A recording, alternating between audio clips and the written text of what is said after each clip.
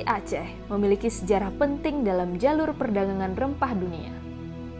Dalam dunia perdagangan, Aceh mencapai puncak kejayaan pada masa yang dipimpin oleh para raja.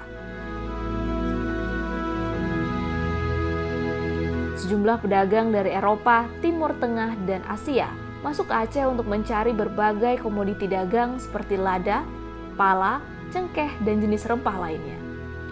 Perkembangan pesat yang dicapai kerajaan Aceh tersebut tidak lepas dari letak kerajaan yang strategis.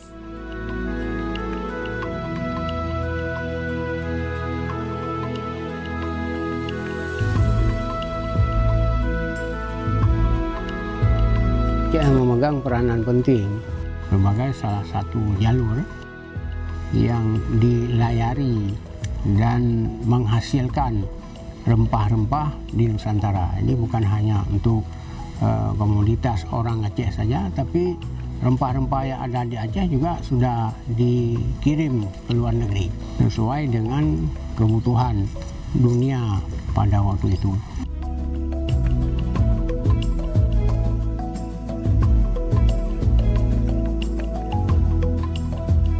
Jadi ada jalur rempah internasional dan juga ada jalur rempah khusus daerah-daerah tertentu. Jadi titik-titik ini juga menunjukkan kebesaran daripada Aceh salah satunya sebagai penghasil rempah yang juga mengirim rempahnya ke luar negeri. Kemudian juga ada orang asing kemudian yang juga datang mencari rempah-rempah sampai ke Aceh. Aceh menjadi titik yang sering disinggahi berbagai kapal dari berbagai belahan dunia. Para pedagang dari Eropa, Asia, dan Timur Tengah datang ke Aceh melalui pelabuhan-pelabuhan yang tersedia pada waktu itu, guna mencari berbagai jenis rempah yang diperdagangkan sebagai komoditas keperluan dunia. Kalau jalur internasional, rempah-rempah itu kan diperdagangkan sebagai komoditas keperluan dunia. Jadi namanya saja jalur rempah, termasuk ya yang menghubungkan antara timur dan barat. Jadi ini bukan hanya keperluan tuh orang-orang Asia saja, tapi juga adalah orang-orang Eropa yang kebutuhan rempah-rempah pada saat itu sangat diperlukan. Kemudian ya secara lokal kita juga punya misi tersendiri sebelum diperebutkan oleh orang-orang asing. Orang daerah sendiri termasuk Aceh sebagai sebuah kerajaan, dan di Aceh banyak menghasilkan rempah-rempah, dan rempah-rempah itu tentunya dikirim keluar dan juga sebagai salah satu penghasilan kerajaan yang besar. Dalam dunia perdagangan, Aceh mencapai puncak kejayaan pada abad ke-17 pada masa Sultan Iskandar Muda. Rempah-rempah pada waktu itu menjadi barang yang sangat berharga bagi bangsa Eropa.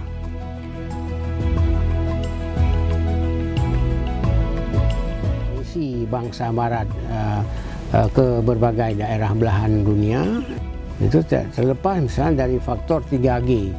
Jadi ada gold, glory, dan gospel. Pertama ya mereka ingin mencari emas. Mencari emas artinya apa? Bukan hanya emas murni yang mereka cari, tapi juga adalah emas sebagai sesuatu simbol barang yang sangat berharga. Jadi waktu itu ya apa yang ada adalah termasuk rempah-rempah sebagai barang yang sangat berharga. Jadi diasosiasikan sebagai gold. Jadi orang Aceh mengatakan kalau memang harganya mahal, harganya seperti emas. Jadi rempah-rempah harganya mahal, jadi dianggap sebagai emas. Itu yang pertama keinginan daripada orang Barat. Kemudian ya glory, mereka juga ingin mencari kejayaan, ya kemegahan. Jadi dalam imperialisme dulu kan siapa yang memiliki daerah yang luas, mereka itu dianggap sebagai bangsa yang hebat, ya bangsa yang tangguh, bisa menjelajah dunia. Itu satu kebanggaan bagi mereka. Sehingga mereka ya mencari rempah-rempahnya sampai ke daerah kita. Rempah-rempah Aceh yang memiliki sejumlah keunggulan dan kualitas yang sangat bagus telah menjadi salah satu penghasilan kerajaan yang besar. Saat ini, rempah-rempah tersebut tidak termasuk dalam salah satu penghasilan terbesar bagi daerah Aceh. Dengan demikian, Aceh harus kembali kepada dasar apa yang menjadi potensi bagi daerah sebagai pusat perdagangan komoditi. Timbul dia cara tanam cengkeh, waktu ya menanjaknya harga cengkeh. Jadi semua orang tertarik. 3 banyak 4 kilo, 3 kilo sudah siap beli emas. Kalau kita tabung pegawai kapan dapat? Jadi kita perbandingan. Waktu itu harga cengkeh sudah naik. Kita pun tanam cengkeh ini waktu harga sudah naik.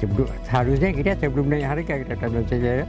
Ayah sudah tahun 60 sudah menjadi pegawai tanam cengkeh. Jadi pegawai benar-benar berdapat satu baju pun dah bisa beli 1 bulan. Jadi begini, orang dulu ada sebahagian orang, ya, orang dia ada pekerjaan lain, bukan semua orang bekerja ke cengkeh.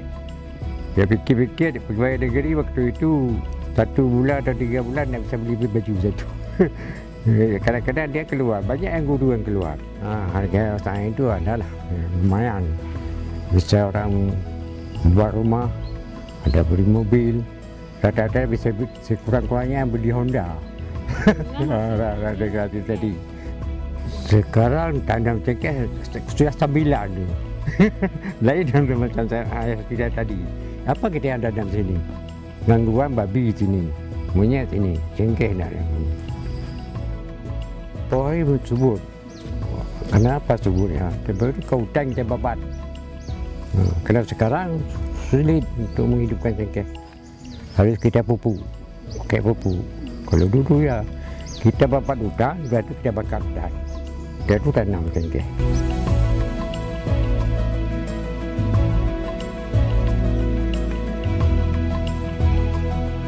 Nah, sebenarnya orang Aceh harus kembali. Jadi kembali kepada dasar apa yang menjadi potensi daerah. Nah, daerah kita adalah daerah pertanian. Jadi kalau kita ingin kembali kepada daerah pertanian, daerah perkebunan, itu sebenarnya yang harus dikembangkan. Nah, kemudian menyangkut dengan impor ekspor lada, dulu ini kan menjadi semacam primadona dan ini menjadi daerah yang ramai di jalur maritim. Nah, ini juga harus dikembangkan sebenarnya. Jadi pelabuhan-pelabuhan itu harus dihidupkan kembali, tanaman lada harus diaktifkan kembali. Jadi petani juga harus diberi subsidi dan sebagainya. Jadi ini memiliki potensi yang hebat. Aceh memiliki luas perkebunan sebanyak 68.149 hektar yang tersebar di sejumlah kabupaten kota. Perkebunan itu terdiri atas kebun pala, lada, cengkeh, dan kemiri. Dengan nilai ekspor rempah mencapai $1.377.966 Amerika Serikat. Rempah-rempah tersebut diekspor dengan tujuan ke berbagai negara. Kita terus berusaha untuk terus membantu petani bagaimana bisa meningkatkan produksi ini, walaupun secara perlahan kita membuka wawasan mereka. Karena ini tanaman tua, tidak bisa kita membalik telapak tangan seperti ini. Jadi kita harus berpikir, ini sekian tahun ke depan kira-kira gimana. Jadi harus ada memang prediksi-prediksi dari ahli ekonomi pertanian atau ahli ekonomi. Kalau Aceh ingin mengembalikan masa kejayaan itu, kenapa? Dukungan kita sangat kuat. Kita punya lahan yang sangat luas masih. Oke, tinggal bagaimana sekarang ini kita bangun konsepnya, bagaimana itu kita kembangkan. Di awal tahun 80-an, ya, waktu itu saya masih kuliah di S1, kemudian saya menulis skripsi. Pada saat itu memang di dalam Aceh dalam angka yang saya lihat datanya, itu mata dagangan ekspor Aceh masih banyak, masih mencapai sampai 50-an lebih mata dagangannya. Nah, tapi pelan-pelan itu hilang, ya, menyusut lah ya. Dan pada masa itu pun fondasi ekonomi yang disumbang oleh sektor pertanian itu hampir 40% lebih, itu bahkan lebih 42% lebih.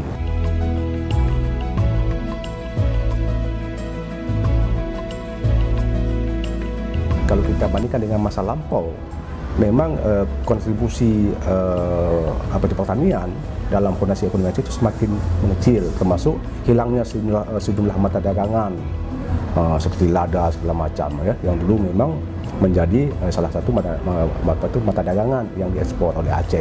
Dulu kami pernah merancang bagaimana mengembalikan kejayaan rempah Aceh.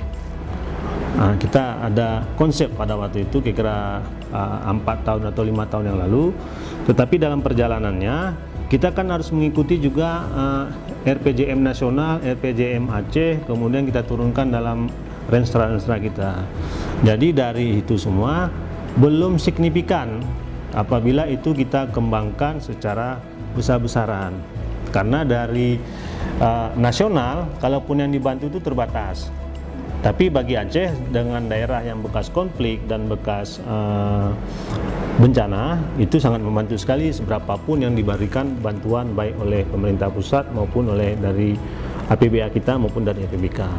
Jadi beberapa komoditi tersebut walaupun dalam skala kecil tetap kita jalankan. Kita mengembalikan masa kejayaan sejumlah komoditi rempah kita seperti lada, cengkeh, ya kan, mungkin juga pala, nilam.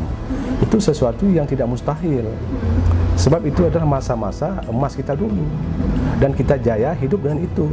Penduduk Aceh itu sebagai masyarakat hidup lewat usaha-usaha seperti itu. Misalnya pihak provinsi dengan kabupaten yang memiliki lahan-lahan subur misalnya. Ya, ini bisa dilakukan identifikasi dan bisa diuji kesesuaian lahan. Misalnya pihak provinsi dengan kabupaten bekerjasama, ya, memilih kawasan-kawasan mana yang ditetapkan sebagai pusat pengembangan sentralnya gitu.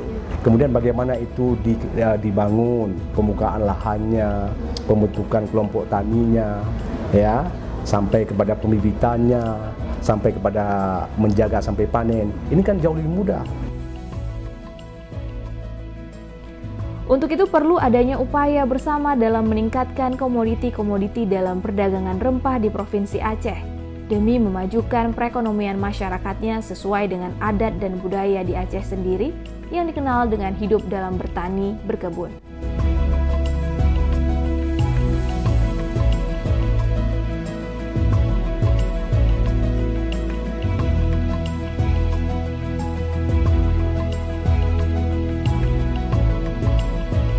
Dengan sejarah Aceh yang dikenal sebagai titik jalur rempah dunia, maka Aceh harus kembali terhadap apa yang menjadi dasar kejayaannya dalam jalur perdagangan rempah pada saat itu.